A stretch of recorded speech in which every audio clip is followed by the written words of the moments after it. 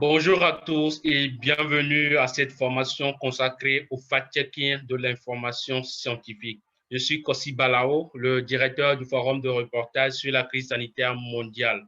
C'est un forum du Centre international pour les journalistes basé à Washington, lancé en partenariat avec le réseau international des journalistes IGNET pour venir en aide aux journalistes du monde entier et leur offrir les ressources dont ils ont besoin pour couvrir cette pandémie et pour mieux travailler. Si vous êtes journaliste, nous vous invitons à rejoindre notre groupe privé sur Facebook. Notre forum, il existe en 5 langues. Il existe en arabe, il existe en français, il existe en espagnol, il existe en anglais et en portugais. La semaine dernière, nous avions eu une formation sur les techniques de base du fact-checking. Et aujourd'hui, nous allons plus loin avec un autre aspect, celui de l'information scientifique ou médicale. Qu'est-ce que le fact-checking de l'information scientifique et comment déterminer si des affirmations qui sont scientifiques formulées par une personnalité qui semble avoir tous les traits de l'expert reflètent réellement l'état des connaissances actuelles sur le sujet? Comment éviter les écueils usuels dans le traitement médiatique des sciences et comment savoir identifier les experts légitimes? Ces questions feront, entre autres, l'objet de cette formation pour laquelle nous avons l'honneur d'accueillir Monsieur Florian Gouttière. Monsieur Florian est journaliste spécialisé dans l'analyse critique de l'information scientifique. Il est actuellement membre de l'équipe de fact-checking Check News du quotidien français Libération. Il a travaillé durant 6 ans pour le magazine de la santé de France Inc., pour qui il a créé en 2014 une rubrique de vérification de l'actualité scientifique. Il est aussi l'auteur du blog Curiologie et aussi l'auteur du manuel d'esprit critique Santé, science, doit-on tout gober, paru aux éditions Berlin en 2017. Bonjour, Monsieur Florian. Bonjour, merci de m'accueillir. Merci d'avoir accepté notre invitation. Non, avec plaisir. Je souhaite rappeler aux participants que vous avez la possibilité de soumettre votre question au formateur via le chatbot qui est en bas de votre écran, ou pour ceux qui nous suivent en direct sur Facebook, vous pouvez soumettre vos questions dans les commentaires sous la vidéo. Un des modérateurs du forum me les fera parvenir et je les soumettrai à mon tour au formateur. Monsieur Florian, je vous laisse la main pour démarrer la formation. Eh bien, merci beaucoup. Alors, je vais partager un petit morceau de mon écran.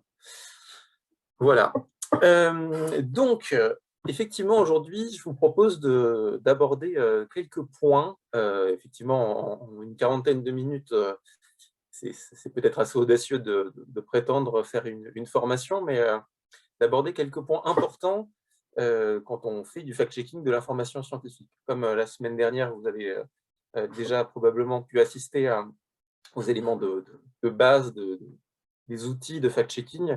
On va essayer de voir ce qui est différent, ce qui est spécifique, ce qu'il faut garder en tête dans une information à caractère scientifique. Alors, le fact-checking, c'est habituellement présente comme un travail de vérification des bases factuelles qui sont derrière les allégations de personnalités publiques, quelles qu'elles soient. Ça peut être des hommes politiques, ça peut être juste des personnes qui s'expriment dans l'espace public, qui disent que des faits ont eu lieu ou que des faits sont avérés par de la recherche, par des études. Et donc, le travail de base du fact-checker, c'est vraiment d'essayer d'établir si les faits dont on dit qu'ils ont eu lieu ont réellement eu lieu. Parfois, il s'agit simplement de recontextualiser les informations. Une statistique isolément veut rarement dire quelque chose. Dans le cas des sujets à connotation scientifique, on est confronté à un problème qui est qu'il y a beaucoup d'allégations qui vont être formulées par des personnes qu'on qualifie volontiers d'experts, des personnalités qui sont supposément informées, des ministres, des gens comme ça, ou des propos qui sont relayés par des institutions sérieuses, qui vont être publiés dans des journaux réputés. Et donc, face à ça, déjà, on va se dire, qu'est-ce qu'un journaliste a comme légitimité, a comme compétence, a comme expertise pour s'opposer ou pour critiquer ces experts ou ces institutions.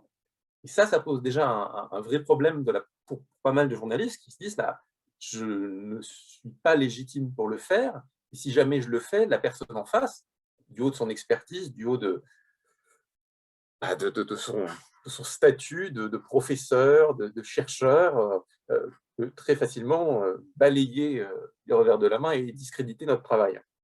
Donc il y a une question de la légitimité qu'on va devoir aborder, parce que la légitimité, elle se construit, elle se justifie. En fait, en tant que journaliste, on a une légitimité et des moyens de combattre à armes égales avec des affirmations fausses.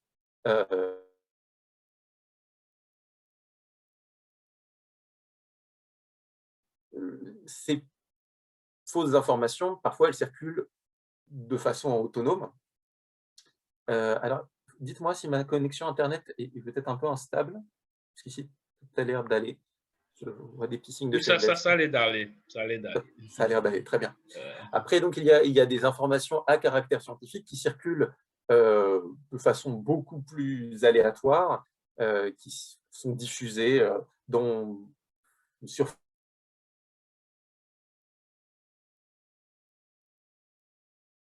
on va le voir, est assez similaire. La question qu'on doit se poser, la question de base sur laquelle on peut travailler, c'est est-ce que ces déclarations reflètent l'état des connaissances actuelles sur le sujet? Si on est capable de répondre à cette question, en fait, on a fait le travail.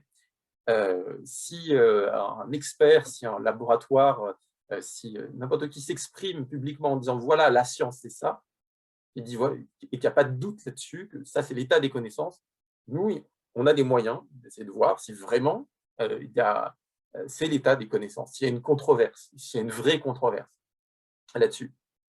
C'est ça que je vais détailler. Alors, ma méthode personnelle de travail, elle est fondée sur la revue de la littérature scientifique.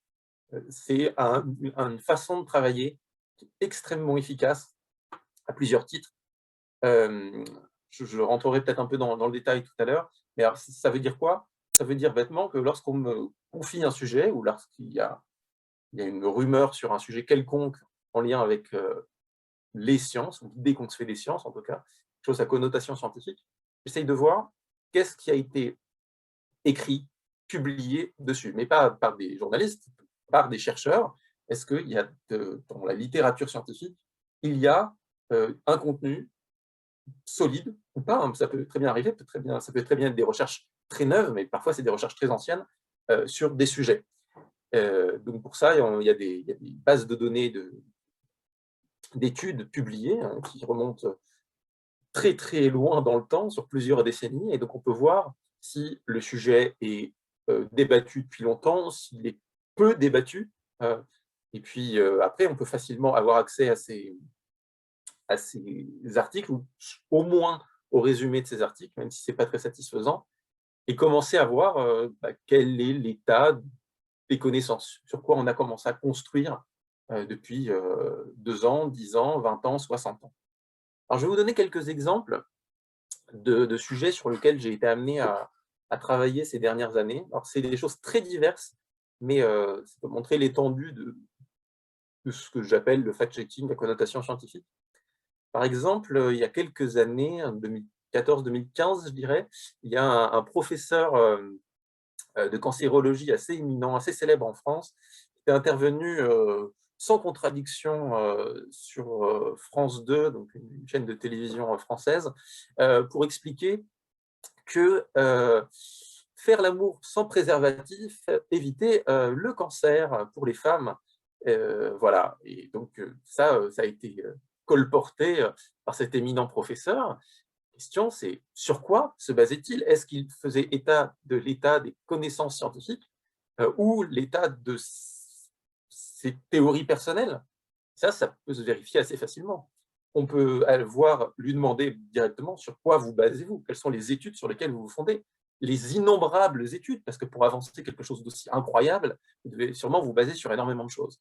Alors, pour vous donner le fin mot de l'histoire, il se basait sur 2 études macédoniennes réalisées de mémoire par un prêtre de Macédoine dans les années 70, menées sur un échantillon de population extrêmement faible, abondamment réfutée, notamment par des recherches financées par l'Organisation mondiale de la santé. Bref, pour faire cette allégation dans l'espace public, il se basait sur des études isolées, réfutées, et ça ne lui posait pas de problème. Et donc, en tant que journaliste, c'est très facile de juste faire état de ça, de dire les études sur lesquelles il se base n'ont jamais pu être répliquées. Au contraire, elles ont pu être réfutées. Elles sont complètement isolées et elles ne méritent absolument pas d'être mises en avant, vu que justement elles sont invalidées.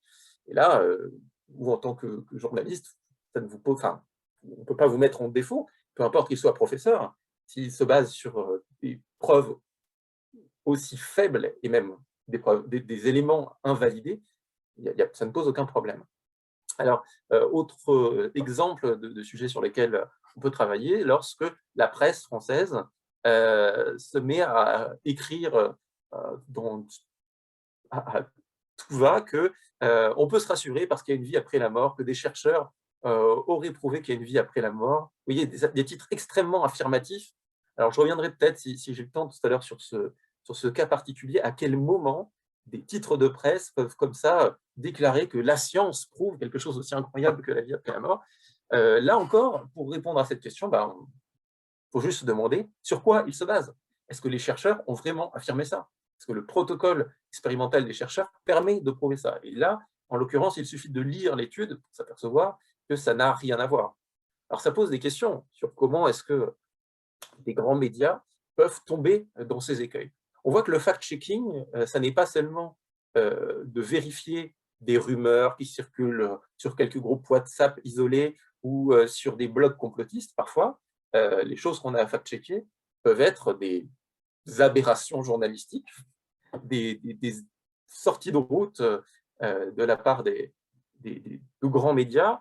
Et pour moi, ça reflète quelque chose d'important, c'est que les gens qui écrivent ces articles-là, ce sont des journalistes qui travaillent par ailleurs probablement très bien sur d'autres sujets. Mais dès qu'ils touchent à des questions de science, chose qui a l'air de parler de science, et estampillé science, et publié dans une revue scientifique, eh bien, les outils qu'ils utilisent semblent ne pas fonctionner du tout. On le voit, il y a une étude qui semble... Enfin, ils ont l'impression que l'étude dit qu'il y a eu des recherches sur la vie après la mort et qu'il y a eu des résultats positifs. Bah, par manque de culture scientifique, par manque de compétences pour comprendre ce que dit vraiment l'étude, eh bien, ils vont dire bon, la science l'a dit. Ça, le statut de la science et la façon dont on perçoit les sciences, c'est un vrai ennemi pour le journaliste. Il faut reprendre les choses un peu à la base. Je vais revenir tout à l'heure. Alors, je vais donner très rapidement d'autres exemples, toujours tirés de la presse française, excusez-moi. Donc, par exemple, lorsque on avait annoncé qu'un druide avait remplacé le médecin dans une commune, alors ça c'est faux évidemment, lorsque un sénateur ou un député avait annoncé à l'antenne qu'il y avait un produit toxique, enfin un produit cancérigène qui se retrouvait partout dans l'alimentation, il avait annoncé que l'additif E330 qu'on retrouvait même dans les produits issus de l'agriculture biologique était le plus fort cancérigène que l'on pouvait retrouver dans l'alimentation. Il se basait pour affirmer ça sur quelque chose qu'il avait vu sur Internet, sur une étude émanant d'un grand centre de cancérologie français. Alors en fait, ce centre de cancérologie n'a jamais dit ça. C'est une rumeur qui existe depuis la fin des années 70. C'était à l'origine des photocopies propagées dans les boîtes aux lettres autour de Paris par des gens mal intentionnés qui voulaient vraisemblablement créer de la peur. Mais aujourd'hui, 20 ans après, 30 ans après, on se retrouve avec des députés qui affirment à une heure de grande écoute, voilà, qui se font le relais de ces hoax, de ces choses qui sont clairement fausses, qui sont clairement réfutées. Pourquoi un député, qui est censé être bien entouré, va se baser sur la première page d'Internet? Il a vu une étude a dit, un institut de cancérologie a dit, donc c'est vrai. Mais encore une fois, la base pour un travail de fact-checker, c'est de vérifier si l'institut l'a vraiment dit, si ce travail a vraiment eu lieu. Mais ça aurait été d'autant plus facile de réfuter cette affirmation qu'en disant oui, mais c'est peut-être pas le bon centre de cancérologie.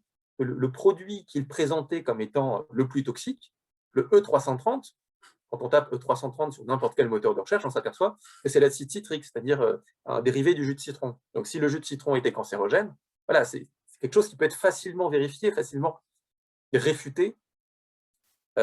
Voilà, donc c'est des exemples. Alors, je pourrais en accumuler. Parfois, comme on dit, le diable se cache dans les détails. Lorsque on nous annonce qu'une société française de biotech a publié ses premiers résultats d'un vaccin contre le virus, il faut voir ce qu'on entend par publier. Est-ce qu'elle l'a publié sur son site web où elle a déjà peut-être publié maintes fois des annonces qui n'ont jamais été suivies d'effets, ou est-ce que ça a été publié avec des preuves solides dans des revues qui sont relues par des chercheurs? Voilà, le mot publié veut dire des choses très différentes dans le monde de la recherche et on va se retrouver parfois avec des choses qui sont médiatisées à tort, comme de grandes annonces, alors que ce sont des coups de pub, quoi. Alors, je ne vais pas multiplier enfin, je peux multiplier les exemples. Je vais… une dernière chose dans les exemples-ci, quand même, ça va être lorsqu'on va retrouver dans une pharmacie, par exemple, des gens qui nous disent qu'il y a des sprays assainissants contre le coronavirus. Voilà, on est dans une pharmacie, on se dit le pharmacien est bien formé, les médecins sont bien formés, ils ne vont pas être pourvoyeurs de fake news, et ils ne vont pas être pourvoyeurs de choses qui ne sont pas à l'état des connaissances. Malheureusement, on remarque que c'est le cas. Donc ça pose des questions sur la confiance qu'on va pouvoir accorder sur des experts, et on se sent très vite démunis. Si des médecins, si des grands cancérologues sont capables de balancer des bêtises à l'antenne, si des pharmaciens sont capables de promouvoir des produits totalement inefficaces, comment est-ce qu'on peut trouver nos experts? Comment est-ce qu'on va pouvoir, nous, vérifier que ce produit fonctionne vraiment? On ne va pas faire le test nous-mêmes, on ne va pas monter une étude nous-mêmes, et donc on en revient à la question, qui sommes-nous pour statuer que ces propos sont des foutaises ou pas?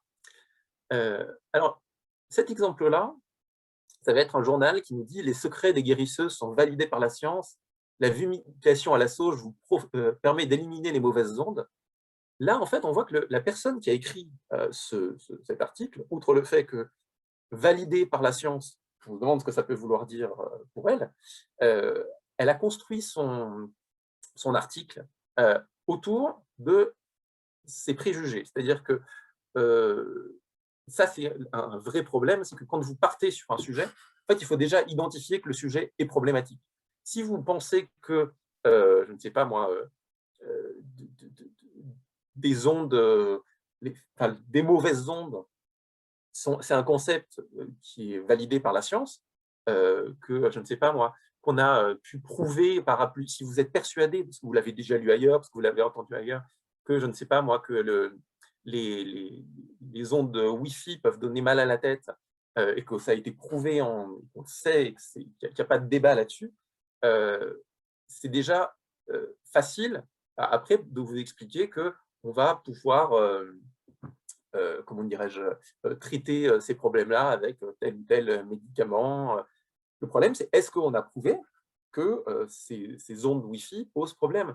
Est-ce qu'on a prouvé que là, vous voyez, les secrets des guérisseuses validés par la science, ça veut dire que les guérisseuses guérissent, que leurs techniques sont efficaces. Est-ce qu'on a vérifié que leurs techniques avaient une efficacité thérapeutique? Parce que il va y avoir de validation derrière. Alors, ça c'était donc un peu mon introduction, j'ai été un peu long, mais les écueils usuels dans le traitement médiatique des sciences, c'est justement ces écueils, ça va être la représentation que le public et que nous-mêmes, journalistes, avons des sciences, le rapport qu'on a aux études, qu'est-ce qu'on va considérer comme une source fiable d'informations scientifiques et le statut des experts. Alors, les représentations erronées de la science, on en a tous énormément. Quand on dit science, juste prononcer le mot science, ça va être un imaginaire d'éprouvettes, de fusées, d'hommes barbus qui font des choses bizarres, de choses dangereuses, de technologie. Ça, c'est ça qu'on met derrière le mot science. Il y a une aura de respectabilité, mais aussi peut-être une aura de dangerosité derrière le mot science. Il faut faire gaffe à ça, c'est que les sciences, ce n'est pas forcément ce qu'on croit. On se représente souvent les sciences comme une sorte de girouette, parce qu'on a l'impression que le lundi, les sciences disent que, je ne sais pas moi, le café augmente les risques de cancer. Le mardi, on va nous dire « Ah oui, mais le café réduit les risques de Parkinson. » Et puis le mercredi, on fait « Ah mais non, il y a une autre étude qui dit le contraire. » Donc on a l'impression, si on pense les sciences en regardant les médias, que les sciences changent énormément d'avis tout le temps, que c'est quelque chose de versatile. Et ça, on va le voir, c'est une fausse représentation. Je donne l'exemple de… Pendant longtemps, en France, on disait qu'il fallait coucher les bébés sur le ventre.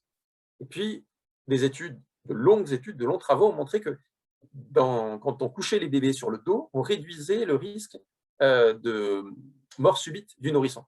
Donc, on a changé d'avis sur la base de preuves qu'on avait patiemment accumulées pour dire, en fait, on réduit significativement le nombre de décès dans la première année des nourrissons en les couchant sur le dos. Et donc, une fois que c'est sorti ça, les gens ont dit, oui, mais vous allez voir, dans quelques années, la science va encore changer d'avis. Mais si la science change d'avis, c'est lorsque c'est face à une accumulation de preuves. C'est-à-dire qu'on avait une hypothèse au départ, une habitude, une pratique, qui était celle de coucher les bébés sur le ventre. C'est en accumulant énormément de preuves qu'on s'est aperçu que c'était une mauvaise chose de le faire et qu'on avait des bénéfices à faire autrement. Si on doit encore changer d'opinion, voire revenir en arrière, il faudrait qu'on identifie des bénéfices qui outrepassent ce qu'on a déjà identifié, et donc pour ça qu'on accumule une quantité de preuves au moins équivalente, voire supérieure à celles qui nous ont amenés à changer d'avis. C'est en ça que le changement d'avis des sciences, c'est quelque chose qui prend normalement du temps. Il faut des preuves qui ont du poids. Effectivement, quand on ouvre le journal, on peut avoir des informations qui semblent contradictoires. Parce qu'on ne parle pas d'une science patiemment accumulée, d'une accumulation de données qui, au bout d'un moment, permet de prendre une position éclairée sur la base de travaux de dizaines et des dizaines de chercheurs. On parle de la médiatisation d'une étude isolée, d'un travail d'un chercheur, et qui peut très bien être biaisée, qui peut très bien être mal faite, qui peut très bien avoir des défauts, ou qui peut avoir un champ de validité très réduit. Peut-être que le café, effectivement, a un effet sur les cancers et un effet qui va dans l'autre sens pour la maladie de Parkinson. Ça n'est peut-être pas réellement contradictoire. Et puis peut-être que ce que l'on dit est vrai sur des souris et pas chez l'homme. Tout ça, c'est des choses qu'il va falloir vérifier. Et souvent, derrière les fausses informations en circulation, les choses à vérifier, c'est vraiment qu'est-ce que dit vraiment l'étude, quel est son champ de validité, et encore une fois, dans quoi elle s'inscrit.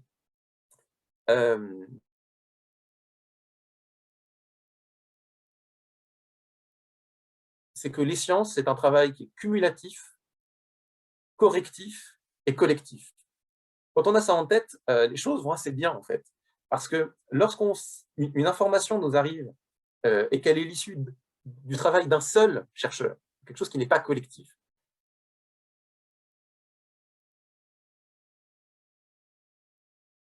de preuves, voilà, on est dans un état de la science qui est très embryonnaire. On est un chercheur isolé, voilà, il ne peut pas y avoir d'accumulation de savoir. Inversement, si vous abordez la question, je ne sais pas moi, la cancérogénéité du tabac, c'est un travail qui est cumulatif. Des milliers de chercheurs ont abordé la question sous des angles différents depuis 60 ans. On est extrêmement solide en cumulatif et en collectif. Et pourquoi correctif? Pourquoi j'insiste sur le mot correctif? C'est qu'il arrive que des chercheurs de bonne foi se trompent ou que des expériences qu'on met en place soient très étonnantes, soient très surprenantes, et lorsqu'on essaye de les refaire, on n'y arrive pas, parce qu'il y a eu des erreurs dans la manipulation. Il y a beaucoup de choses en science qui ne sont pas des fraudes, mais qui sont des faux malgré nous. Ça aussi, je pourrais y revenir un peu tout à l'heure. Et donc, c'est le travail collectif qui permet de faire ces corrections. Quand on vous brandit une étude en disant quelque chose qu'il faut... Enfin, on dit oui, il y a une étude qui prouve que... Ça arrive tout le temps. Des chercheurs ont sorti une étude qui prouve que, je ne sais pas moi, tel médicament permet d'éviter la Covid-19, que tel produit a tel effet, que telle pratique, je sais pas, que le confinement n'a aucun...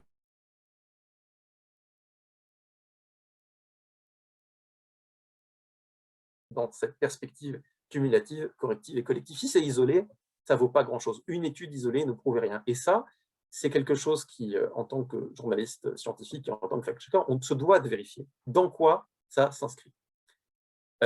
Alors, il ne faut pas juste dire c'est une étude isolée, donc elle ne prouve rien. Il faut juste dire c'est une étude qui est isolée par rapport à d'autres, qui, elles, montrent totalement le contraire, ou dire que c'est une étude isolée en soi, effectivement.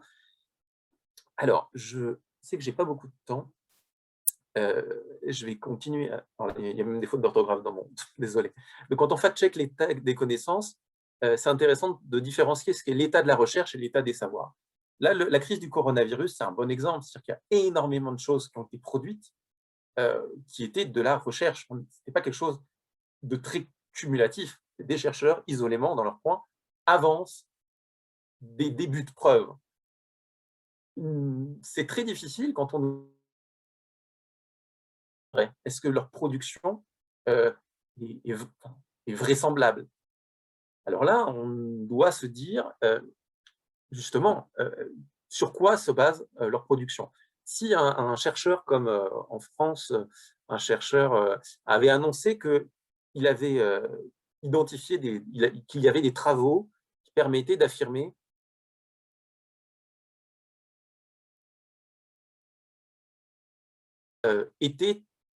présenter des traces d'insert génétique du VIH1, du virus responsable du sida.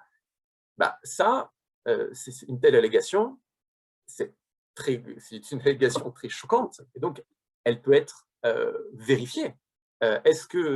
Qui sont les chercheurs qui ont produit cette connaissance? Est-ce qu'ils ont produit des travaux sérieux auparavant? Mais surtout, est-ce que leurs preuves sont solides? Ces preuves-là, on peut les soumettre à d'autres chercheurs qui sont des spécialistes de l'identification des sujets, enfin du séquençage du génome, qui sont spécialistes du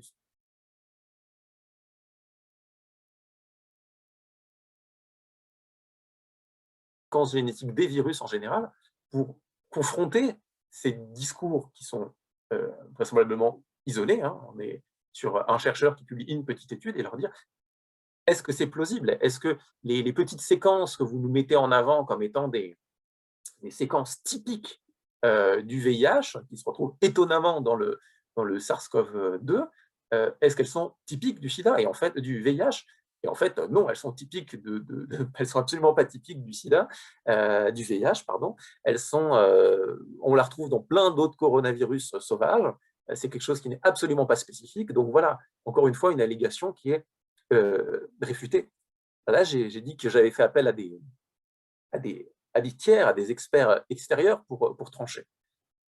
Sur une question pareille, trouver des experts n'est pas très difficile, précisément parce que le niveau d'expertise requis, en fait, il nous suffit de trouver plusieurs personnes qui sont spécialisées du séquençage des génomes.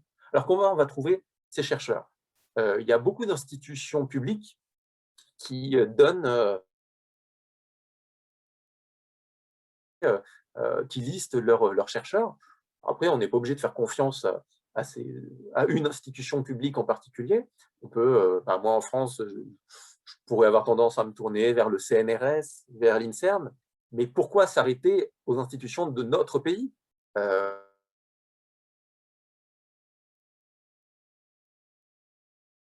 Plus facilement que dans toutes les études scientifiques, il y a un correspondant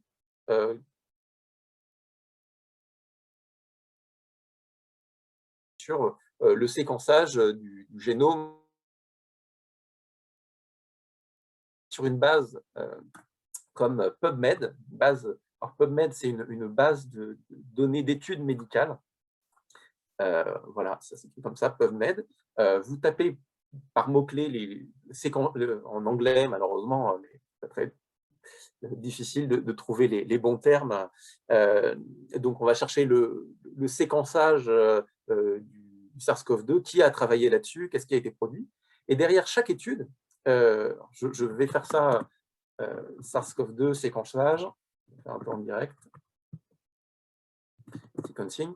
Alors, c'est un travail qui est un peu long, puisque, donc là, on voit les dates, hein. Évidemment, on a commencé à séquencer le SARS-CoV-2 avant qu'on le découvre, hein. Jusqu'ici, tout va bien.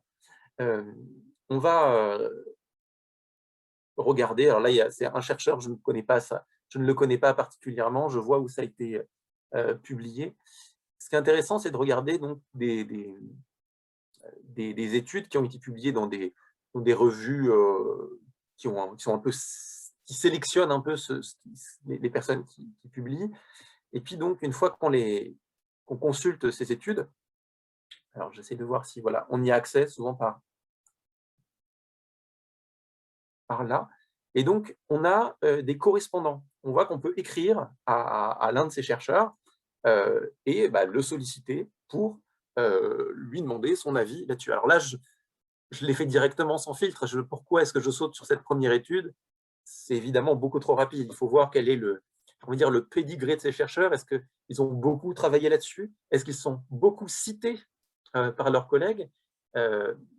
Moi, ma façon de travailler, souvent, c'est que je pars sur des études récentes et je vois ce que les chercheurs citent comme source, sur quoi ils se basent. À la fin d'une publication scientifique, il y a les références.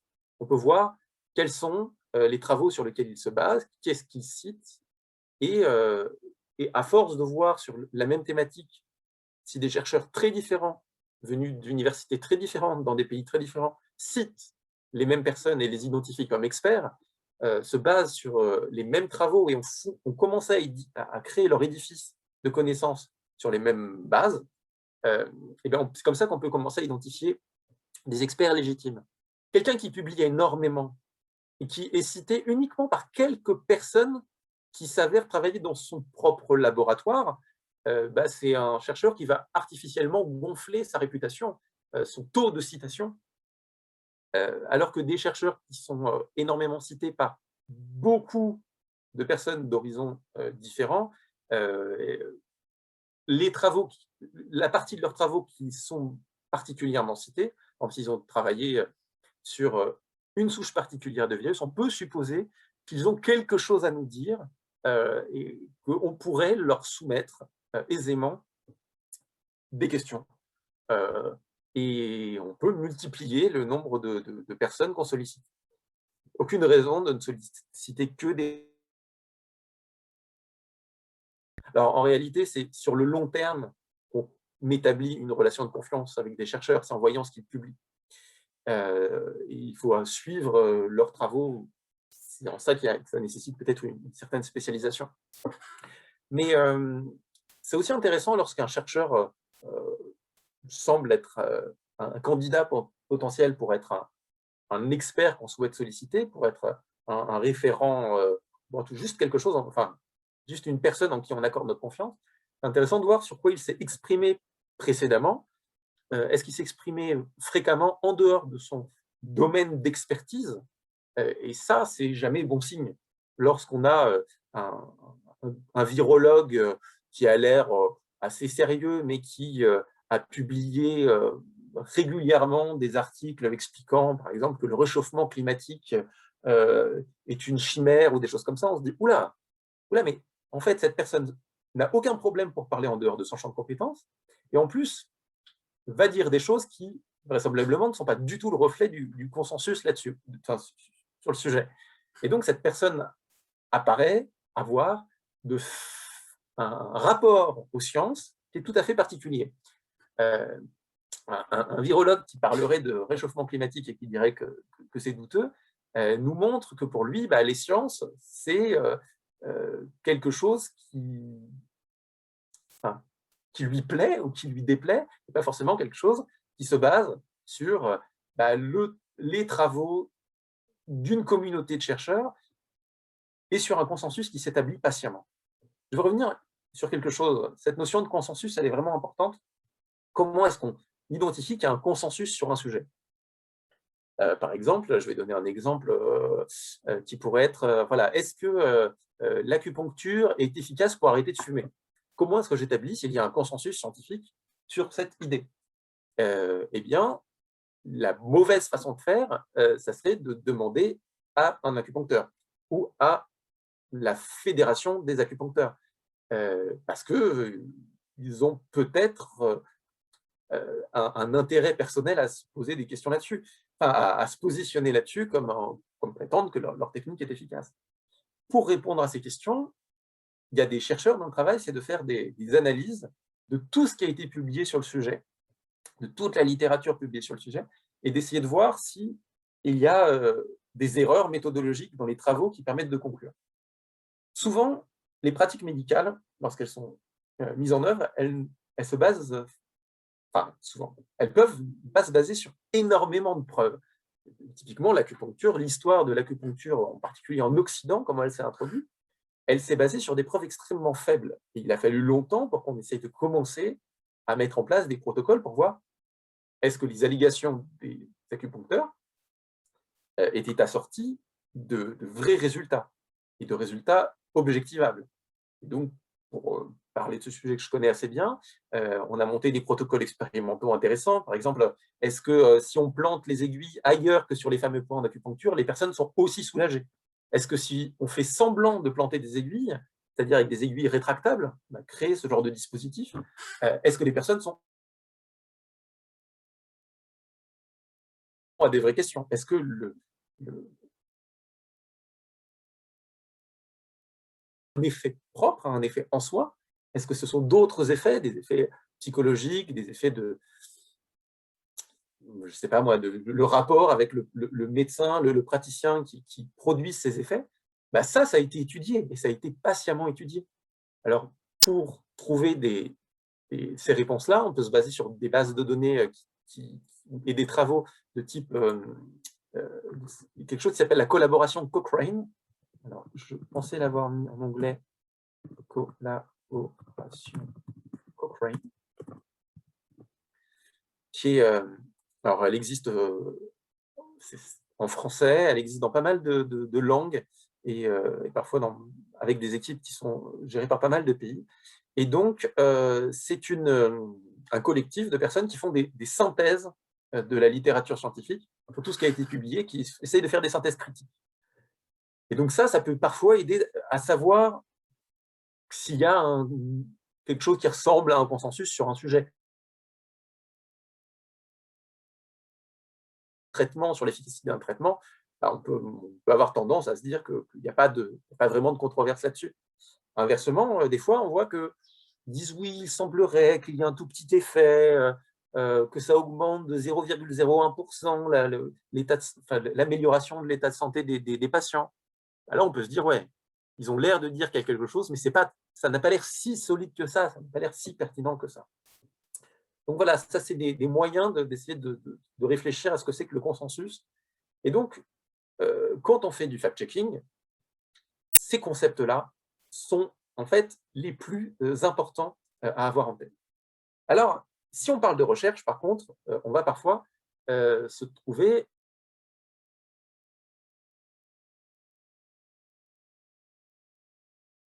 mais effectivement, comme c'est de la recherche, la plausibilité d'une toute petite étude, la seule chose qu'on peut en dire, c'est qu'elle n'est pas très solide, que le consensus n'est pas établi, et que, voilà, au mieux, on peut dire que l'étude a l'air bien faite, ou que l'étude a l'air mal faite. Mais dans la façon dont on va présenter cette information, il va falloir faire attention à ne pas être affirmatif et de bien dire quelque chose qu'on dit toujours en science, c'est « jusqu'à preuve du contraire ». Cette phrase-là, elle est souvent très mal comprise.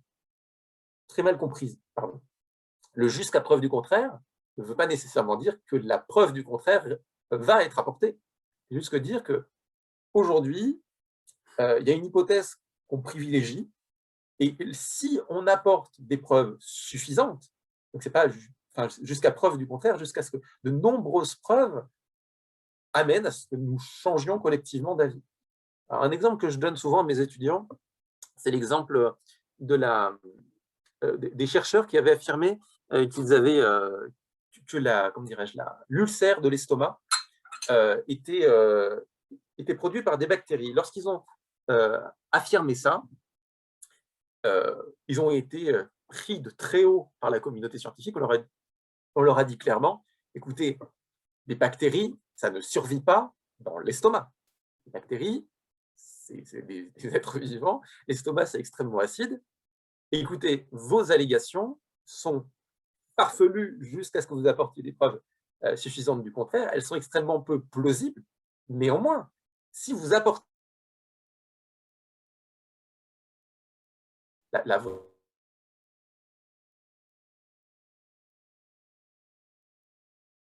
en l'occurrence Helicobacter pylori, survivait dans l'estomac. Une fois que cette preuve était apportée de leur part, c'était insuffisant. Il a fallu que d'autres chercheurs vérifient que leurs observations étaient justes, que cette fameuse bactérie survivait dans l'estomac.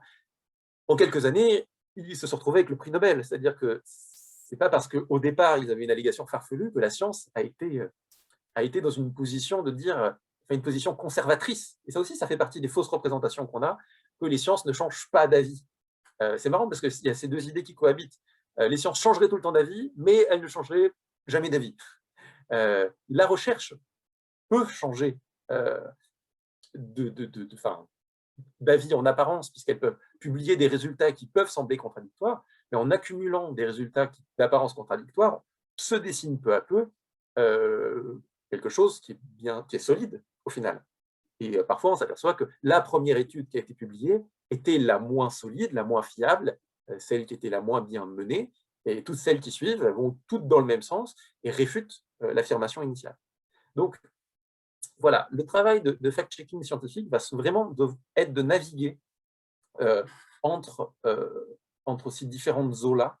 Et je pense vraiment que c'est le plus important, c'est ce positionnement qu'on doit avoir et garder à l'esprit ce que sont les sciences. Finalement, travailler sur les sciences, c'est assez facile. Alors, je pourrais en parler vraiment pendant des heures de tout ça. Je passe très très vite sur les innombrables choses que je voulais aborder. Mais voilà, travailler sur les sciences, c'est finalement assez facile. On est dans une posture qui est très on a de la chance, voilà. Simplement parce que les sciences, ce n'est pas n'importe quel objet journalistique. L'information scientifique, elle ne peut pas être traitée de la même façon que n'importe quelle information, parce que donc il y a une temporalité de cette information. Comme je vais me répéter, hein, mais une fois qu'on a identifié si le propos qu'on nous demande de vérifier a été mis sur la place publique il y a longtemps ou non, on a un positionnement qui va être différent. Si on parle d'une allégation qui fait l'objet de publications scientifiques depuis 60 ans, ben voilà, ça va être facile de se positionner, de trouver des experts solides là-dessus. De même, voilà, comme les énoncés scientifiques ne sont pas des opinions, un chercheur qui donne une affirmation, ben, tous les autres chercheurs doivent dire, enfin, si un chercheur se prononce, si les propos d'un chercheur sont l'état des connaissances scientifiques, on ne doit avoir aucun mal à trouver des dizaines d'autres chercheurs du même domaine d'études, voire même de champs d'études connexes, c'est important aussi.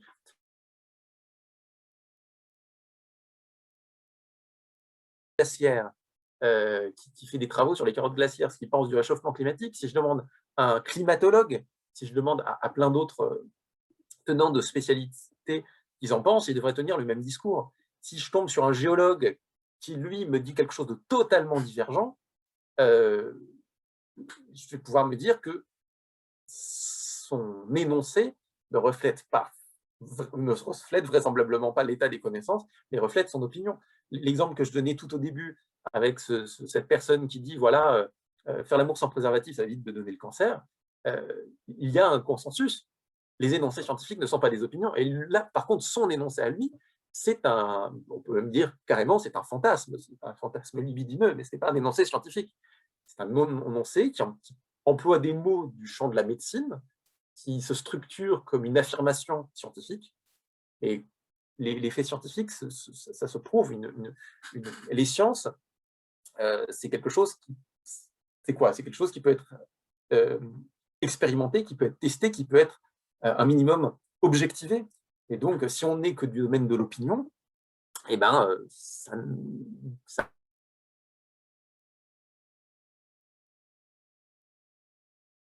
scientifiquement soutenu, mais juste une opinion. Et donc, en naviguant juste avec ces deux choses-là, on peut faire énormément de choses.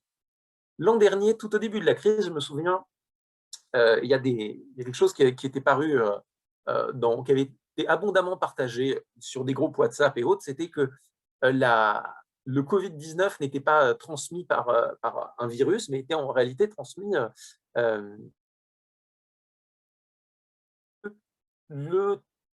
il y avait plusieurs versions, ou alors que oui, le virus avait un effet, mais c'était quand même la bactérie qui créait tous les problèmes, en fait. S'il n'y avait pas cette bactérie, les gens iraient très bien. Le virus n'aurait servi que à ouvrir les portes à cette bactérie qui créait les vrais problèmes.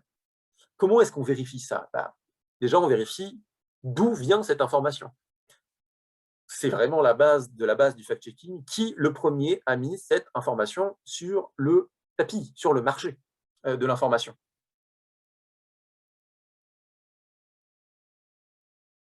Qui est indispensable en science, c'est est-ce que tout a été mis en œuvre de sa part, de la part de cette personne qui a mis cette information sur le tapis, pour essayer de montrer qu'il a tort.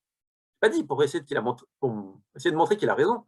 En science, le travail, c'est vraiment d'essayer de tout mettre en œuvre pour vérifier qu'on a tort, qu'on n'a pas tort. Un chercheur qui fait une grande découverte ne doit pas se dire « j'ai fait une grande découverte, mais est-ce que je ne suis pas le jouet d'une illusion ?» C'est la personne qui a découvert la radioactivité, Becquerel, il l'a découvert, dit-on, par accident, avec des pierres de Pachelbel dont l'image s'imprimait à distance sur des plaques photographiques qu'il n'avait pas exposées précédemment. Ces plaques photographiques prenaient l'image des cailloux sans même avoir été mises en appareil photo. Et donc, il y avait deux explications. Soit les pierres s'imprimaient à distance, ça c'était à la limite de la magie, soit quelqu'un lui faisait une blague, ou quelqu'un avait fait des photos avant lui. Mais avant de publier, il a mis en œuvre beaucoup de choses, beaucoup d'expérimentations, et pas tout seul, il a été aidé par des confrères pour essayer de voir s'il n'était pas le jouet d'une illusion, le jouet d'une farce, le jouet de son désir de faire une découverte incroyable. Et d'autres chercheurs sont tombés dans le piège. Il y a des chercheurs français au début du XXe siècle qui ont déclaré avoir découvert quelque chose d'équivalent aux rayons X qu'ils appelaient les rayons N. Et en fait, c'était l'histoire est connue, mais elle est très intéressante, elle en dit beaucoup sur les sciences. Ces chercheurs-là, voilà, ils avaient de faire une découverte aussi belle que celle des rayons X qui avait été faite par les Allemands, qu'ils ont été vraiment le jouet de leur illusion. Ils avaient l'impression que lorsqu'ils balançaient ces rayonnements sur des bougies, les bougies brillaient plus fort, plus fort. Et en fait, des gens sont venus pour essayer de voir s'ils n'étaient pas le jouet d'une illusion, leur dire qu'ils avaient débranché la machine qui était censée produire les rayonnements. Et les chercheurs voyaient toujours la lumière des bougies augmenter ou diminuer lorsque la machine était prétendument mise sous tension ou pas. Ils étaient le jouet de leurs préjugés, de leurs illusions, de leur désir de faire une grande découverte. Donc, voilà, ce sont des choses, je digresse un peu, mais tout ça pour dire que les sciences sont des choses qui sont testables et les chercheurs doivent mettre tout en œuvre pour essayer de prouver qu'ils ont tort avant de mettre sur le marché une information. Dans le cas de ma bactérie, là, quelles étaient les preuves qui appuyaient ceci? Avant de faire une déclaration aussi tonitruante, est-ce qu'il y avait des preuves solides? Sur quoi ça se basait?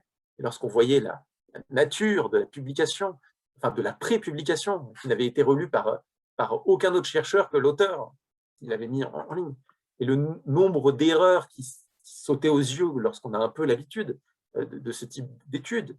Mais plus encore, si on la transmet à des spécialistes du microbiote intestinal, spécialistes de la virologie, spécialistes des bactéries, est-ce que les propos qui étaient tenus avaient seulement du sens? Est-ce que les mots qui étaient articulés avaient un sens ou alors créer un nouveau champ de recherche qui relevait plus de Harry Potter que de la recherche scientifique? La question, on a trouvé très vite la réponse. Oui, c'était des choses extrêmement ténues, farfelues et basées sur des choses très, très fragiles, quoi. Et donc, voilà comment on peut répondre à des questions en se demandant est-ce que l'auteur, avant d'affirmer quelque chose de si important, a mis en place un protocole qui borde un petit peu tout? Alors ça demande un peu d'habitude. Il y a identifier des protocoles foireux, on peut le dire. Moi, je pense que à force de me confronter à des publications scientifiques, j'identifie fréquemment des erreurs méthodologiques parfois grossières dans des publications qui ont passé pas mal d'étapes de validation. Alors, j'ai vraiment très peu de temps pour rentrer dans les détails, mais ce que ça veut dire, c'est que si moi, j'en suis capable, des chercheurs tiers peuvent également en être capables. Et dans les ressources qui peuvent être utiles à un fact-checker, lorsqu'on parle de recherche, il y a des espaces de discussion pour chercheurs, des sortes de plateformes de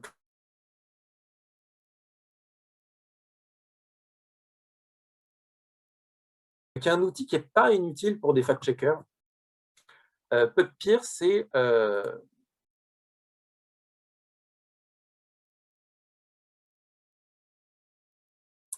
l'adresse Internet qui permet de retrouver cette étude. Eh bien, alors désolé, là j'ai toutes les...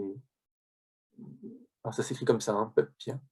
Vous allez, là j'ai tous les cookies, les machins, je n'arrive pas à les enlever, mais vous allez tomber sur des pages de discussion d'articles. Donc vous avez l'article et des gens qui vont le commenter. Alors ils peuvent le commenter à tort et à travers, hein, évidemment. Les gens qui vont commenter, ça peut être vous, ça peut être moi, mais ça peut être des chercheurs. Parfois des chercheurs qui signent de leur nom et qui avancent des arguments qui ont l'air intéressants, parfois des choses qui sont assez triviales. Mais c'est intéressant d'aller sur ce genre de plateforme pour voir s'il y a des discussions âpres sur des études publiées assez récemment. Parfois, on s'aperçoit, oui, que des études créent énormément de controverses parmi des chercheurs. Alors effectivement, une étude toute petite qui a été publiée dans un journal inconnu, elle ne va pas être commentée sur PubPeer. Mais si on voit qu'il y a des commentaires acerbes, très, très virulents, sur une étude publiée dans un grand journal, ça peut nous mettre la puce à l'oreille sur le fait que tout le monde n'est pas d'accord. Alors, à tort ou à raison, mais ça peut aussi nous donner des pistes de questions à poser à des chercheurs. Il ne faut pas hésiter à contacter des chercheurs pour leur dire, voilà, nous avons vu qu'il y a des débats là-dessus, qu'est-ce que vous en pensez? On n'est pas là dans une interview, mais on essaie de prendre le pouls de, selon vous, est-ce qu'on est dans quelque chose qui se met dans la perspective des connaissances déjà existantes? Est-ce que c'est dans la droite ligne des savoirs scientifiques sur le sujet, ou est-ce qu'on est sur quelque chose d'assez divergent? Autre question, est-ce que, selon vous, la méthode qui est employée est pertinente? Est-ce qu'elle est la bonne? Et là, là fait presque une heure que je parle, donc je vais conclure sur un exemple très précis, qui est celle d'une étude qui a été abondamment commentée ces derniers mois, qui était une étude qui a été produite par des chercheurs de... l'exemple que je voulais vous montrer n'est pas là, est-ce qu'il est là? C'était une étude qui était censée prouver une étude de Stanford qui était censée prouver l'inutilité du confinement. Alors, les auteurs, parmi eux, il y a un auteur qui est très célèbre, qui a énormément travaillé sur la mauvaise qualité des publications scientifiques, qui avait donc une certaine réputation. Pour aborder ce sujet, pour aborder cette étude de Stanford, pour voir à quel point elle était de qualité ou pas, voilà, comment est-ce qu'on pouvait procéder? Alors, on pouvait procéder de voir qui étaient les auteurs, qui étaient les co-auteurs. Est-ce qu'ils se sont déjà illustrés par des publications sérieuses ou des publications qui semblent être très en marge de ce qu'on connaît jusqu'à présent. Donc, on s'aperçoit que parmi eux, il y a des gens qui, parmi les signataires, il y avait des signataires de tribunes qui avaient déjà été abondamment critiqués pour défendre des positions qui se basaient plus sur de l'idéologie que sur des faits scientifiques. Des positions où ils disaient voilà, que le confinement est mauvais pour l'économie, ce type d'argument, mais qui se basaient finalement sur peu de données scientifiques. On peut déjà se dire bon, que les auteurs ne sont pas que dans une démarche scientifique, mais ça ne prouve rien, évidemment. Il ne faut certainement pas se limiter à ça pour écrire un article scientifique. Il faut voir quelles sont les autres publications sur le sujet des effets du confinement. Et là, on voit que la plupart des études sur les effets du confinement sont plutôt en train de dire qu'il y a une utilité au confinement des personnes. Ensuite, on va regarder la méthodologie de cette étude. Comment est-ce qu'ils ont travaillé? Alors, si nous-mêmes, on n'est pas assez solide sur ce sujet, on peut demander à d'autres chercheurs qu'est-ce qu'ils pensent de la méthodologie. Et une bonne chose à faire pourrait être de demander aux auteurs des autres publications, est-ce que vous pensez que leur méthode est correcte? Est-ce que par rapport à la vôtre, et on peut faire un travail, c'est ce que j'ai fait, c'est de dire, voilà, vous, auteurs de cette publication, vous avez employé une méthode, en quoi elle dit, pourquoi est-ce que vous arrivez à des résultats différents des autres? Est-ce que vous avez employé une méthode différente? Voilà, c'est ce genre de questions qu'il faut poser. Les résultats scientifiques sont le produit d'une méthode. On a bien sélectionné un certain nombre de pays à étudier. On a bien dû donner des critères pour définir ce que c'est qu'une efficacité pour la collectivité de telle ou telle mesure. Donc, une fois qu'on a listé ça, on me dit, voilà, pourquoi est-ce que vous avez utilisé 12 pays plutôt que 25? Pourquoi est-ce que vous avez fait ces choix? Et peut-être que tous ces choix se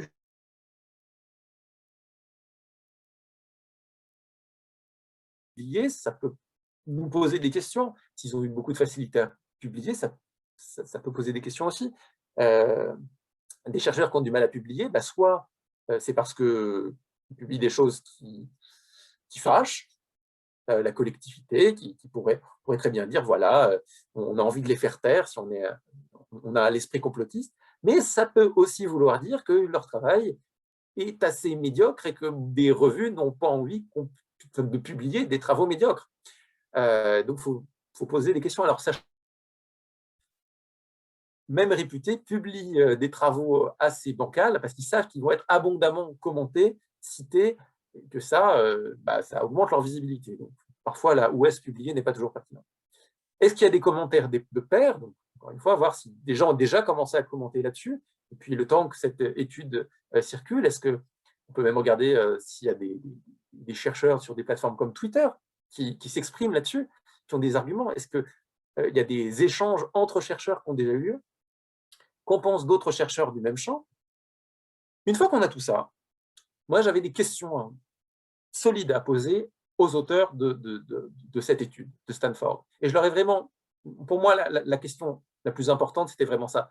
Pourquoi est-ce que vos résultats divergent des autres études précédentes? Et leur réponse a été, nous avons utilisé la même méthodologie que les autres, mais on l'a utilisée en élargissant un peu le champ on a juste légèrement élargi le champ d'application du sujet, mais en fait, on a été plus large et on a été aussi rigoureux. Ou plutôt, m'ont-ils dit clairement, si vous avez quelque chose à critiquer, enfin, si notre méthodologie est critiquable, celle des études publiées auparavant est également critiquable parce que nous avons utilisé la même. Eh bien, qu'est-ce qu'on fait dans ces cas-là? Eh bien, on va demander aux auteurs des études initiales, est-ce que c'est la même méthodologie? Est-ce que ces travaux utilisent la même méthodologie que la vôtre? Et là, tous les auteurs que j'ai interrogés, c'était unanime. Non, ce n'est absolument pas la même méthode. Les allégations qu'on fait sont fausses. Ils n'utilisent pas notre méthode du tout. S'ils disent que leur étude est valide parce qu'ils utilisent notre méthode, eh bien, ils sont clairement en train de vous tromper. Et donc ça, on peut l'écrire. Lorsque des chercheurs, lorsque une équipe invoque disent que toute leur légitimité est basée sur les travaux d'autres chercheurs, et que les autres chercheurs disent « mais ça n'a strictement rien à voir, voilà, votre fact-checking, il est fait. Et si vous voulez rentrer dans le détail de la faiblesse du cadre expérimental, de la faiblesse méthodologique, c'est encore mieux. Mais voilà, ce sont des chemins, des voies pour pouvoir faire un fact-checking sur des sujets scientifiques. L'autre exemple que j'avais sous le coude à vous donner, c'était quand le Français Didier Raoult avait dit que le remdesivir jouait un rôle dans l'apparition de certains variants.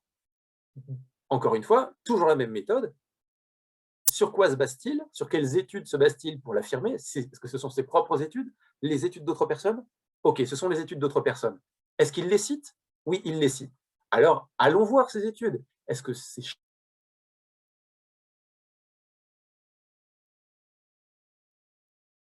à poser avant? Est-ce qu'il conclut vraiment à ça? Et donc, vu que chaque étude scientifique, on a le correspondant, l'auteur correspondant, on peut leur demander directement. Est-ce que vous avez vraiment conclu que le remdesivir joue un rôle dans l'apparition de variants? Et leur réponse, tous les chercheurs des 3 ou 4 études qu'ils citaient, donc les 4 études, ne concluent pas ça. Les auteurs disent non, non, on n'a jamais dit ça. On n'a jamais dit ça. Ça, c'est son interprétation personnelle. Et ils peuvent même ajouter qu'en fait, eux, à leur connaissance, dans la littérature scientifique, ce mécanisme-là n'est pas illustré, n'est pas montré.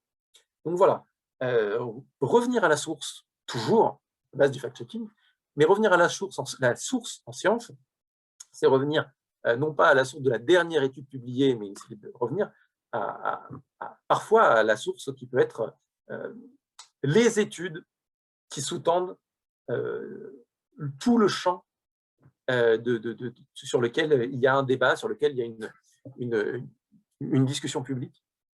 Voilà, j'ai déjà énormément parlé, j'ai l'impression qu'il y a eu des questions, et je vais redonner la parole. Je vais couper le partage d'écran. Voilà. Je donne...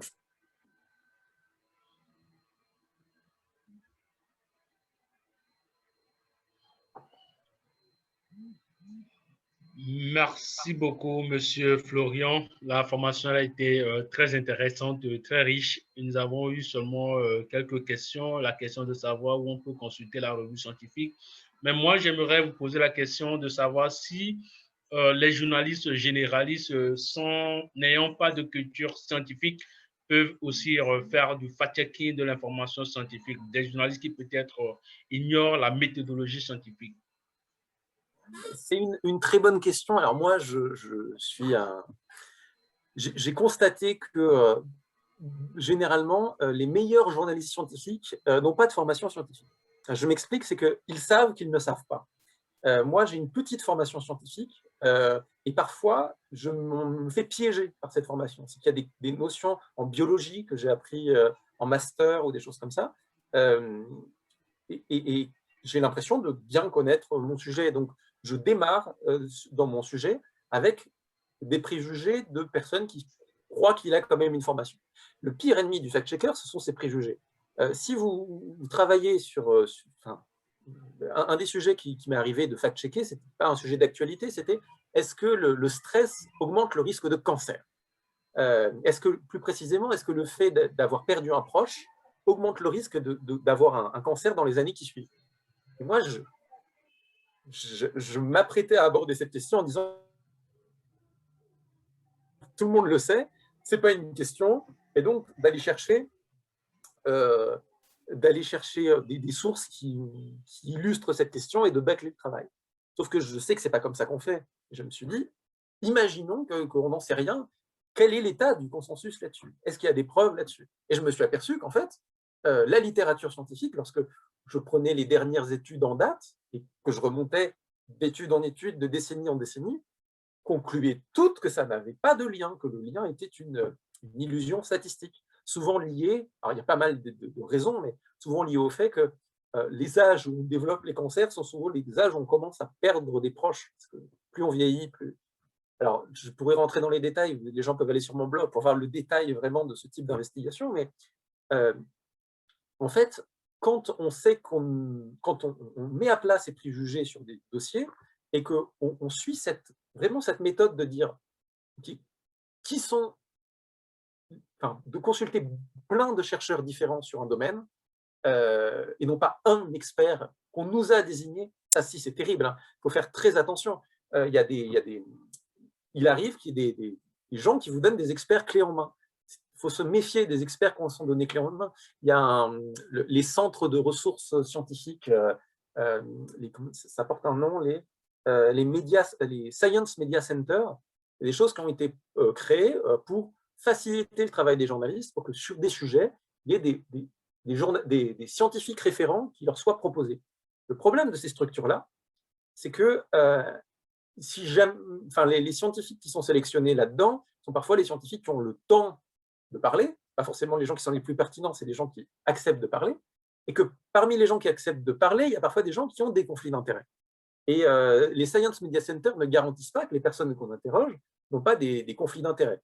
Et c'est pour ça que c'est plus intéressant, et je pense que c'est vraiment un travail pour un journaliste, d'essayer de faire le long travail sur chaque sujet, essayer de voir qui sont ces experts de différents domaines qui se sont peut-être déjà exprimés dans les médias, donc qui acceptent de s'exprimer dans les médias, mais de pays différents, d'horizons différents, et qui n'ont pas l'air d'être trop controversés, qui représentent vraisemblablement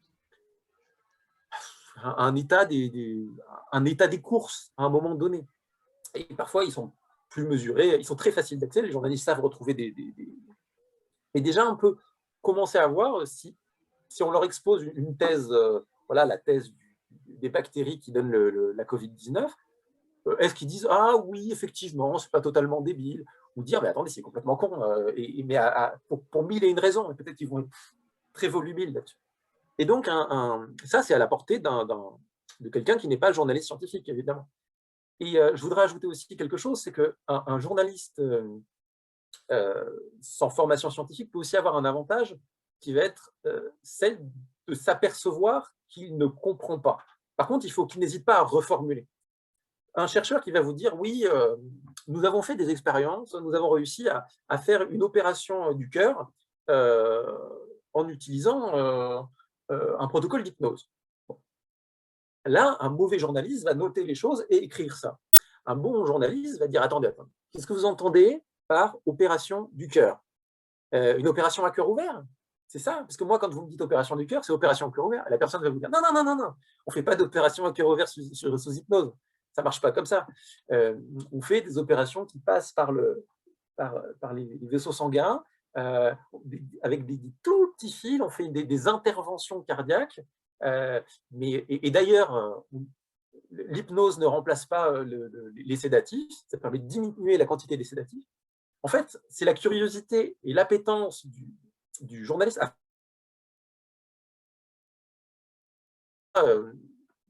qui va permettre de… Et c'est pour ça que souvent, lorsqu'on parle de sujets scientifiques, c'est pas mal de faire relire ce qu'on a écrit en tant que journaliste à des chercheurs, voire parfois aux chercheurs qu'on a cités. C'est finalement contre-intuitif. Lorsqu'on fait des interviews, on se dit on ne va pas redonner notre prose à lire à la personne qu'on a interviewée, parce que parfois on l'a mis en défaut. Mais si on interviewe justement des experts du domaine, pour être sûr qu'on n'a pas déformé leurs propos, qu'on n'a pas employé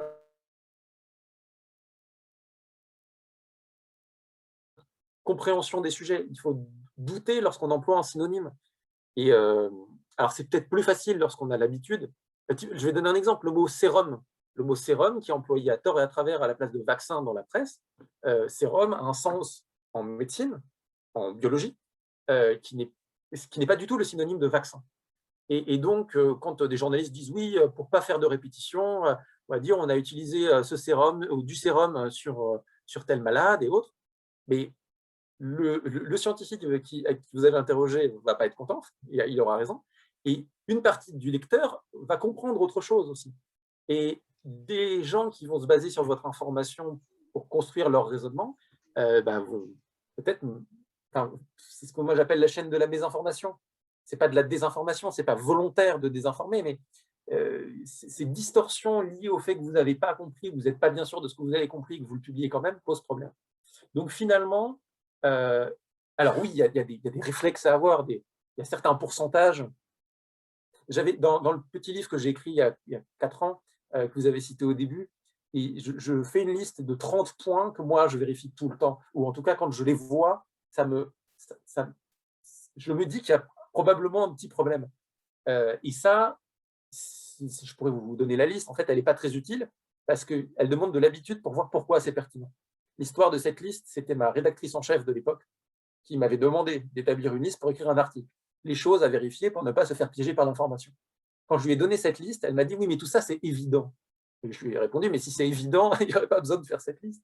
Et je lui ai détaillé point par point pourquoi vérifier ce point était si important. Pourquoi, quand on nous dit « On a fait une étude, il faut vérifier que c'est bien chez l'homme et pas sur la souris ». Pourquoi, quand on dit « J'ai fait une étude, il faut voir si elle a été faite sur 10 personnes, sur 100 personnes ou sur 600 000 personnes ». Quand on dit « J'ai fait une étude, est-ce qu'elle a été faite sur 6 semaines ou sur 6 ans ?» Ça semble évident comme ça, mais en fait, voilà, il y a une petite liste de choses à vérifier. Quand on nous dit il y a 33,3% des patients qui allaient mieux. Est-ce que il est bizarre ce 33,3. Il y avait combien de patients au début? Ah, mais il y en avait 3, il y en a un qui allait mieux. Et vous osez parler en pourcentage. Mais ça, c'est de la frontière de la désinformation d'utiliser des pourcentages lorsqu'il y a moins de 100 unités, parce qu'on va faire croire aux gens que ça a été fait sur des grands volumes. Vous vous rendez compte, on parle en pourcentage avec des virgules, ça veut dire que c'est quelque chose qui est déduit de milliers de cas.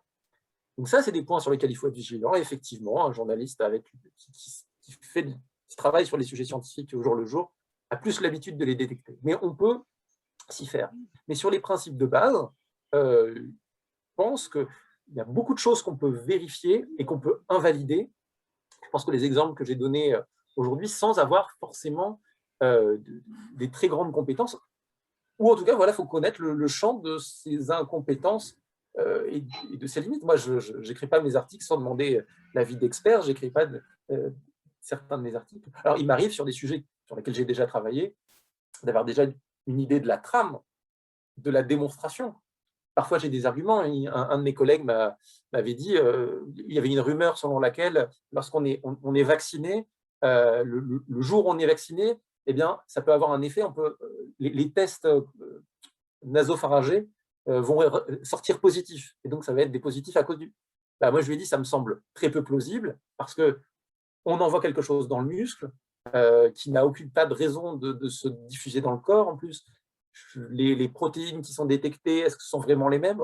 J'avais fait une liste de choses qui me semblaient aller de soi sur la base de mes connaissances antérieures, en lui disant bien, attention, hein, ce sont les éléments qui spontanément me viennent, et c'est clairement pas là-dessus qu'on doit baser un fact-checking. Le fact-checking, faut vérifier si mes intuitions sont les bonnes peut-être, mais il faut surtout vérifier s'il n'y a pas d'autres mécanismes, d'autres chemins. Et finalement, voilà, le bon fact-checker, ça va être comme le bon intervieweur, c'est qu'il va être capable de demander à plusieurs experts s'il n'y a pas des explications alternatives ou des façons d'aborder le sujet qui donnerait une certaine crédibilité à l'allégation initiale. Et parfois, on va vous dire, c'est pas totalement invraisemblable, mais on n'a jamais vu ça. Quand quelqu'un avait dit, oui, il y a des risques que l'ADN présent dans les vaccins ARN se retrouve intégré dans les cellules humaines et que ça entraîne des cancers.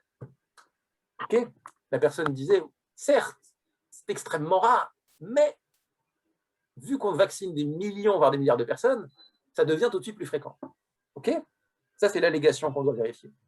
Quand on demande à des chercheurs, est-ce que l'intégration de l'ADN est possible, ils me disent, mais les chances ne sont pas infimes, elles sont infinitésimales, et que ça s'intègre dans une zone du génome qui est un effet biologique identifiable à l'échelle de la santé d'un individu, ça divise encore plus les probabilités qui sont encore plus infimes au départ. Et même si vous multipliez quelque chose qui est possible dans 0,0000000000001% des cas par milliard, ça reste quelque chose que vous n'observerez jamais.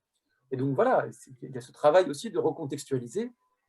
La personne veut dire oui, oui, sur le papier, en laboratoire, cette allégation se tient. Mais si on vous affirme, par contre, qu'en multipliant le nombre de vaccinations, on va aboutir à des cas de cancer observés chez les gens à cause de l'intégration de l'ADN dans le génome, ça, c'est faux. Donc voilà, ça nécessite de reformuler, d'être en interaction, forte interaction avec les sources qu'on emploie. et les référents qu'on identifie comme suffisamment solides. Monsieur Florent, je me rends compte que la thématique, elle est assez vaste et formée en 1 heure sur le fact-checking de l'information scientifique, c'est tellement suffisant en fait. Nous avons excédé les 1 heure qui étaient prévues, c'est de bonne guerre. Je pense que les Désolé. journalistes... Non, non, non, non, non, non, il n'y a pas lieu de désolé. J'ai pris goût même à la formation et j'aurais aimé même que ça dure plus. Merci surtout pour les connaissances partagées avec les confrères francophones. Il y a encore des questions.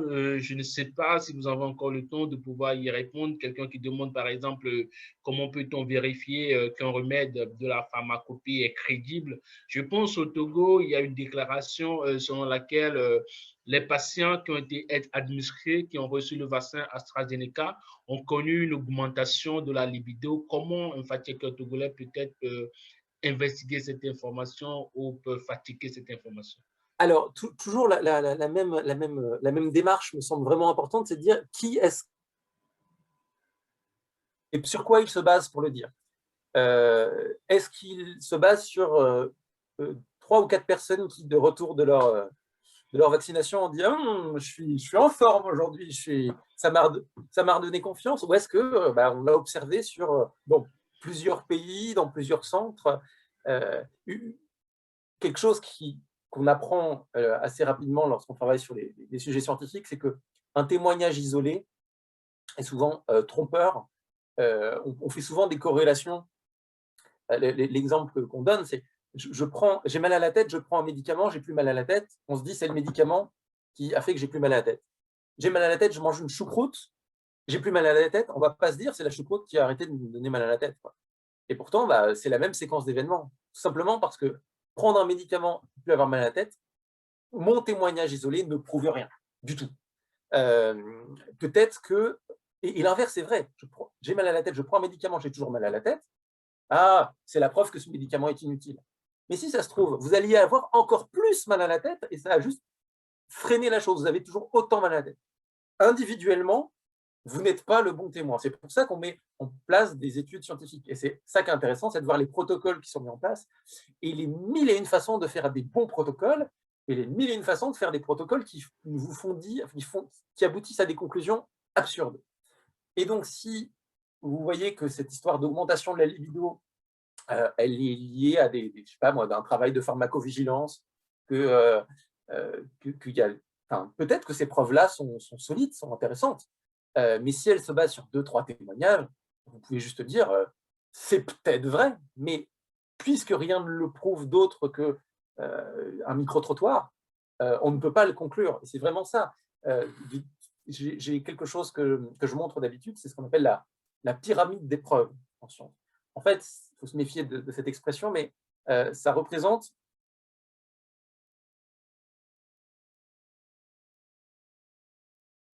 le niveau les conclusions qu'on peut en tirer. Et donc, il y a des études qu'on appelle des études de cas, où on va prendre 1 ou 2 personnes à qui il est arrivé quelque chose, ou une manifestation anormale, et donc on va la décrire. Et on la décrit pour que la communauté soit au courant que des gens ont dit qu'ils avaient ressenti ça, qu'ils avaient vécu ça. Mais peut-être que si on étudiait vraiment le cas à plus grande échelle, on s'apercevrait que c'est complètement déconnecté, qu'il n'y a pas de corrélation entre les causes hypothétiques et les événements qui sont arrivés.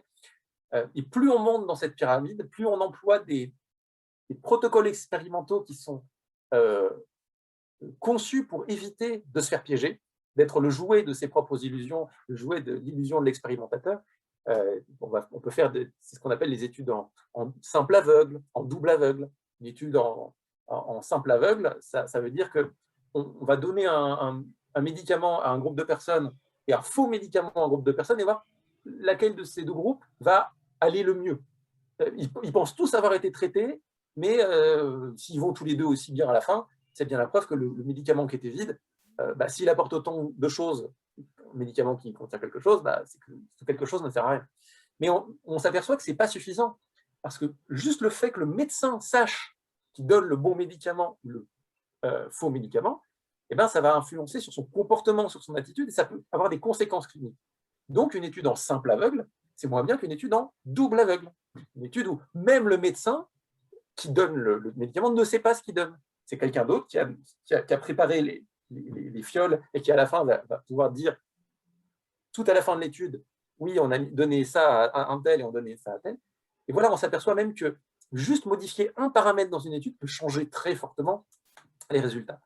Et donc ça, c'est important de dire, quand on nous interroge sur une allégation, il y a une étude qui est sortie, ouais, mais voilà, si c'est une étude menée sur 3 personnes, bon, bah, il faut clairement dire, oui, des gens, on ne remet pas en question le fait que les gens aient vécu et ressenti ça, mais on ne peut pas déduire que ce qu'ils ont ressenti est la conséquence, et qu'il y a un lien de cause à effet. Il y a l'exemple que je donnais tout à l'heure avec les personnes qui expriment des souffrances à cause des ondes électromagnétiques. La question, c'est est-ce que ce sont les ondes électromagnétiques qui produisent leur souffrance? Il ne s'agit pas de nier qu'elles souffrent, il s'agit de poser la question, est-ce qu'il y a un lien? Et donc, il y a des expérimentations très sérieuses, très solides qui ont été faites. On a mis ces personnes en présence d'un émetteur qui pouvait être allumé ou éteint, et ni l'expérimentateur, enfin la personne qui était face à elle pour recueillir ces sensations, ni les personnes qui pensaient être électrosensibles, ne savaient si l'appareil était allumé ou éteint. Et on s'était aperçu qu'il n'y avait pas de corrélation entre le fait que la machine soit allumée et leur souffrance. Mais il ne s'agit pas de nier leur souffrance, et donc voilà, c'est ça qu'il faut garder en tête lorsqu'on s'exprime sur des travaux publiés, de voir où on en est dans la pyramide des preuves, et toujours se dire que quelque chose qui est haut dans la pyramide des preuves, mais qui n'a pas été beaucoup vérifié, sera peut-être moins solide que quelque chose qui est un peu plus bas dans la pyramide des preuves, mais qui a été prouvé et remontré des centaines de fois, en prenant des précautions parfois plus solides. Et donc, pour les questions sur la pharmacopée, ça c'est passionnant, je travaille depuis plusieurs années sur les plantes médicinales, et est-ce que les plantes médicinales sont efficaces pour telle ou telle chose? Est-ce que le millepertuis est efficace contre la dépression? Alors, il y a la tradition qui nous dit que c'est vrai, mais en fait, il y a aussi des gens qui ont essayé de tester si la tradition avait raison.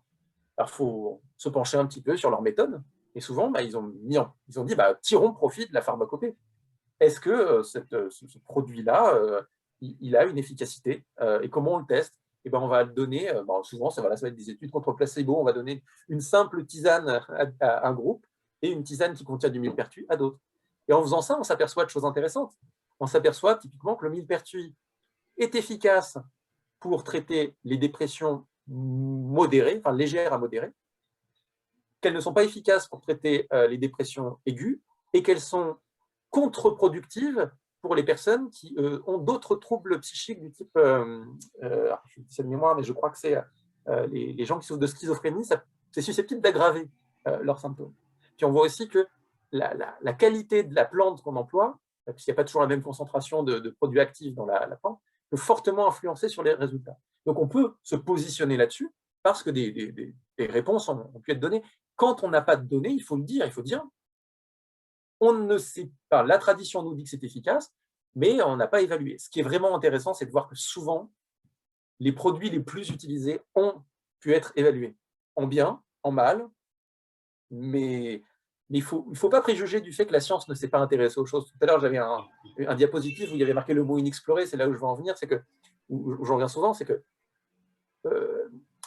beaucoup de chercheurs aiment chercher, beaucoup de chercheurs aiment explorer.